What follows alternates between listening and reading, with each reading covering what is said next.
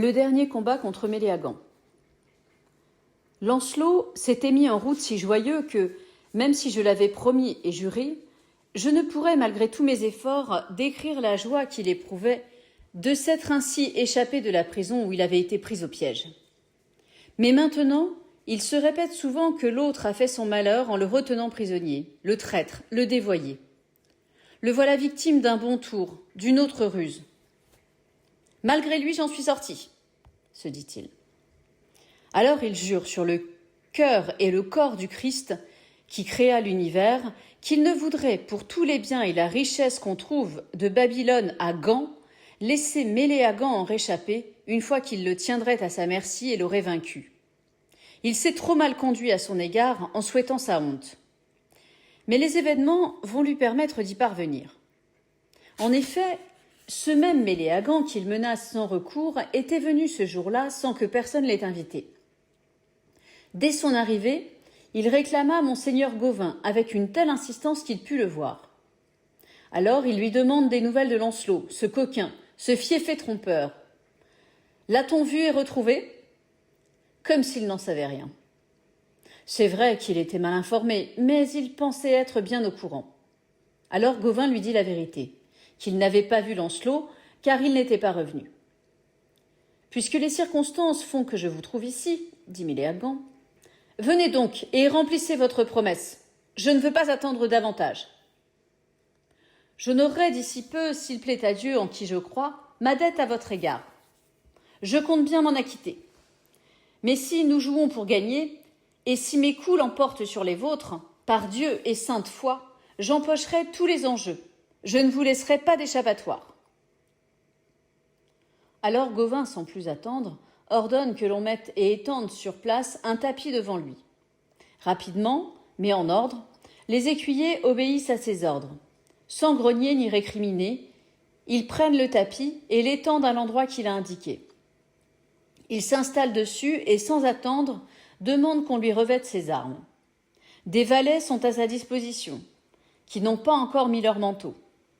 Il y en avait 3, qui étaient ses cousins ou ses neveux, je ne sais plus, mais vraiment experts en armes et qualifiés. Ils surent bien l'armée. C'était du bon travail où personne n'aurait trouvé à redire, jusque dans le moindre détail. Une fois Gauvin ainsi armé, l'un d'eux alla chercher un destrier d'Espagne plus rapide à la course par les champs, les bois, les collines et les vallées que ne le fut le brave Bucéphale. C'est donc sur un tel cheval que monta le célèbre chevalier Gauvin, le plus expert de ceux devant qui les gens font le signe de croix. Et il voulait déjà prendre son écu quand il vit devant lui Lancelot, arrivé à l'improviste, descendre de cheval. Il le regarda avec étonnement. Son arrivée avait été si soudaine. Sans mentir, Gauvin était aussi étonné que si Lancelot était à l'instant tombé du ciel. Mais rien ne peut le retenir, aucune autre nécessité l'empêcher, quand il voit que c'est bien lui, de descendre de cheval. Et alors il se dirige vers lui les bras tendus. Il le prend par le cou, le salue, l'embrasse. Le voilà plein de joie. Le voilà tout heureux d'avoir retrouvé son compagnon. Et je vous dirai tout de suite, n'allez pas en douter, que Gauvin aurait sur le champ refusé d'être choisi comme roi s'il avait dû renoncer pour autant à Lancelot. Déjà le roi sait, et tout le monde avec lui, que Lancelot, n'en déplaise à certains, après avoir été pendant de longs jours attendu, est revenu sain et sauf. C'est une réjouissance générale, et la cour se rassemble pour fêter celui qu'elle espérait depuis si longtemps retrouver. Nul, quel que soit son âge, jeune ou vieux, ne boude cette joie. Une joie qui dissipe et efface la douleur qui régnait auparavant. Le chagrin s'enfuit, se manifeste la joie qui sollicite tout le monde. Et la reine, ne participe-t-elle pas à ces manifestations de joie ? Mais si, elle en premier.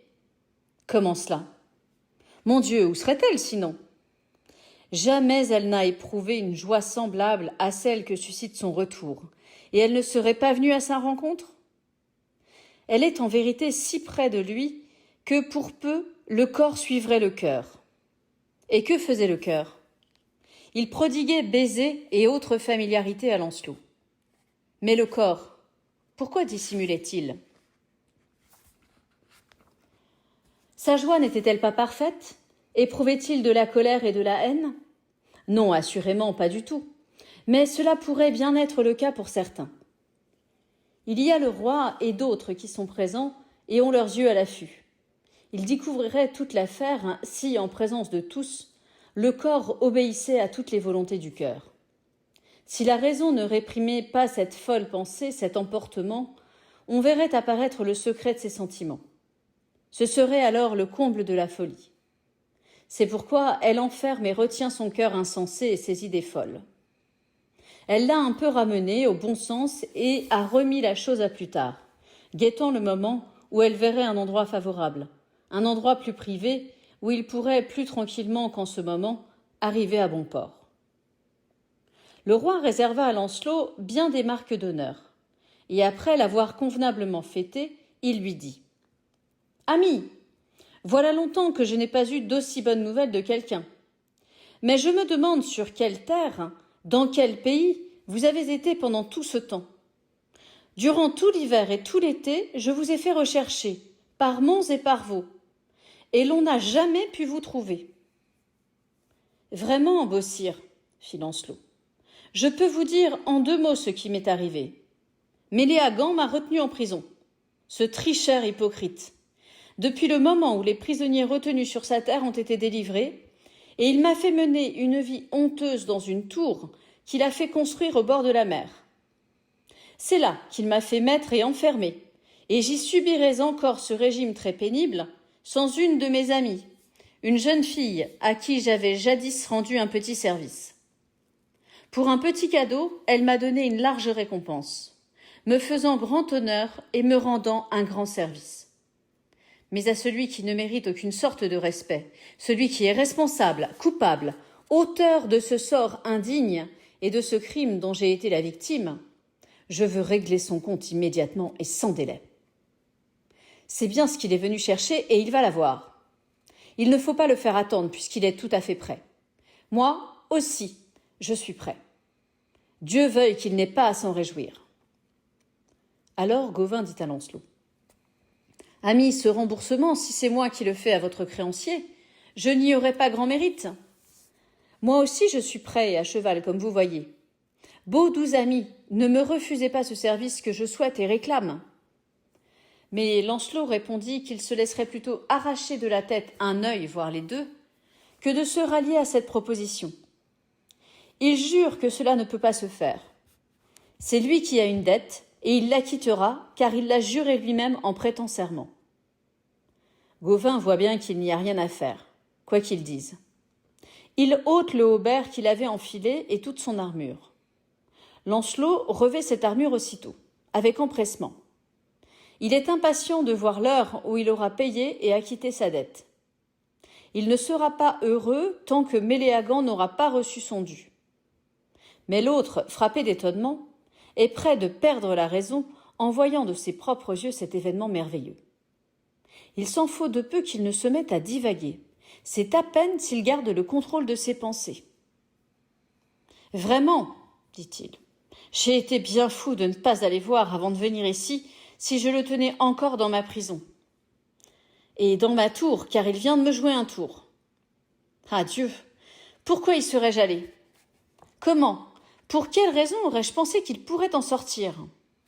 Les murs n'étaient-ils pas assez solidement construits? La tour n'était-elle pas assez forte, ni assez haute? Il n'y avait ni trou, ni faille par où il pût sortir sans aide venue du dehors. Peut-être qu'il y a eu une dénonciation. Admettons que les murs se soient détériorés, qu'ils se soient éboulés et écroulés. N'auraient-ils pas été écrasés par eux, tués, mis en morceaux et broyés? Bien sûr que si, par Dieu. S'ils étaient tombés à coup sûr, ils seraient morts.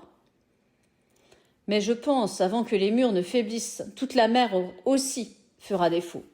Il ne restera plus une goutte d'eau, et ce sera la fin du monde, à moins qu'il ne soit abattu par une force extérieure.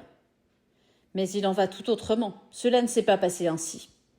Il aura reçu de l'aide pour sortir. Il n'a pas pu s'envoler autrement. C'est un complot qui m'a joué ce tour. Quoi qu'il en soit, le voilà dehors. Si j'avais fait plus attention, cela ne serait pas arrivé. Il ne serait pas venu à la cour. mais il est trop tard pour se repentir. Celle qui ne trompe jamais, la sagesse populaire, dit bien une vérité établie, qu'il est trop tard pour fermer l'écurie quand le cheval a été volé. Je sais bien qu'on va me traîner dans la boue et dans la honte si je n'affronte pas l'épreuve de la souffrance. Souffrir, hein, endurer quoi?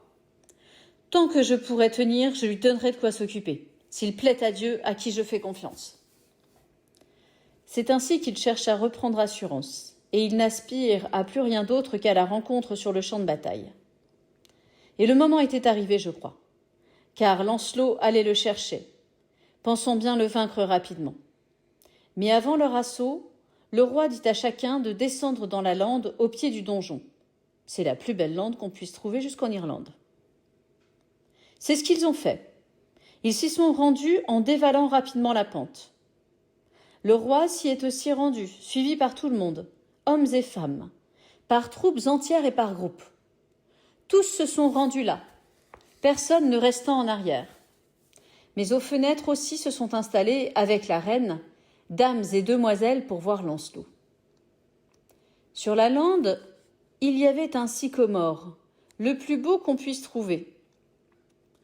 Il tenait beaucoup de place, tant il l'avait largement poussé. Tout autour, une herbe fine formait une bordure fraîche et belle, qui se renouvelait en toute saison.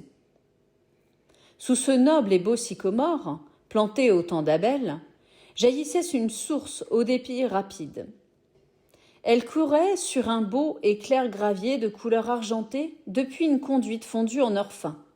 Je pense à travers la lande, suivant la pente jusqu'à un vallon entre deux bois. C'est là que le roi avait décidé de s'asseoir, trouvant l'endroit très agréable. Il fit se retirer les gens en arrière. Alors, Lancelot fonça vers Méléagant de tout son élan, comme transporté par la haine. Mais avant de le frapper, il lui cria d'une voix haute et farouche.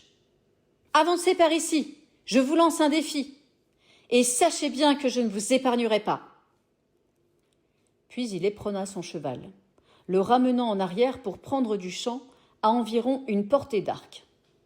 Ils se précipitèrent alors l'un vers l'autre de toute la vitesse de leurs chevaux.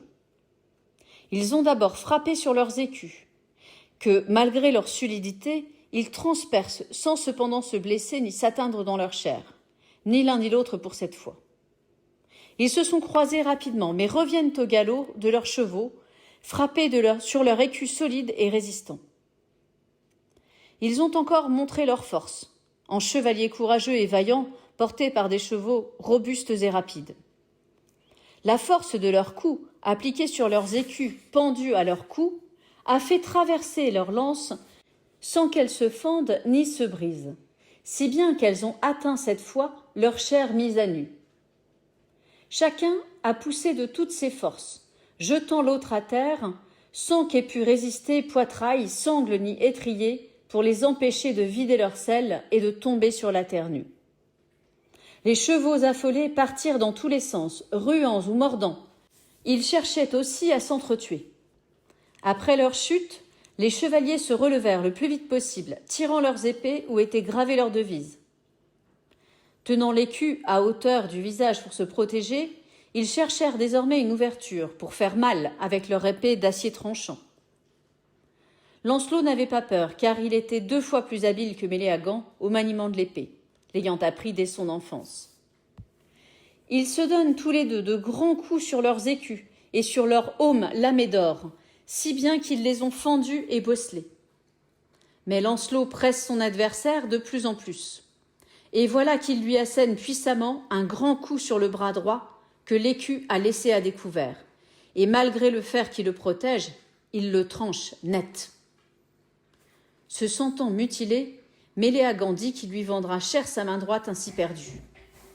Si l'occasion s'en présente, il n'hésitera pas, rien ne le retiendra. En fait, il éprouve une telle douleur, une telle colère, une telle rage qu'il n'est pas loin de devenir fou. Il se tient pour méprisable s'il ne réserve pas à son adversaire un mauvais coup de sa façon.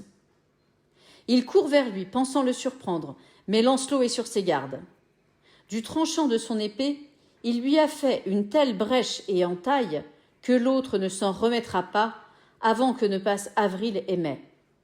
car le coup qu'il lui donne sur le nasal le lui fait rentrer dans les dents, dont 3 se brisent dans sa bouche. La fureur de Méléagant est telle qu'il ne peut plus parler ni dire un mot, et il ne daigne pas demander grâce, car la folie de son cœur lui donne un mauvais conseil dont il reste prisonnier et ligoté. Lancelot s'approche, il lui délace son aume et lui tranche la tête. Celui-là ne pourra plus lui échapper. Il est tombé mort, c'en est fait de lui. Je peux vous dire que personne dans l'assistance à ce spectacle n'éprouve de pitié pour lui. Le roi et tous ceux qui sont là manifestent une grande joie. Alors Lancelot est désarmé par les plus enthousiastes et il est promené en triomphe. Seigneur, si je continuais mon récit, je sortirais de mon sujet. C'est pourquoi je me dispose à conclure. Ici s'arrête tout à fait le roman. Le clerc Godefroy de Lagny a achevé la charrette, mais que personne ne lui reproche d'avoir continué le travail de Chrétien, car il l'a fait avec le complet accord de Chrétien qu'il a commencé. Son travail a débuté au moment où Lancelot est mis en prison et duré jusqu'à la fin. C'est tout ce qu'il a fait, et il ne veut rien y ajouter, ni rien en retrancher. Ce serait nuire à la qualité du conte. Ici se termine le roman de Lancelot de la Charrette.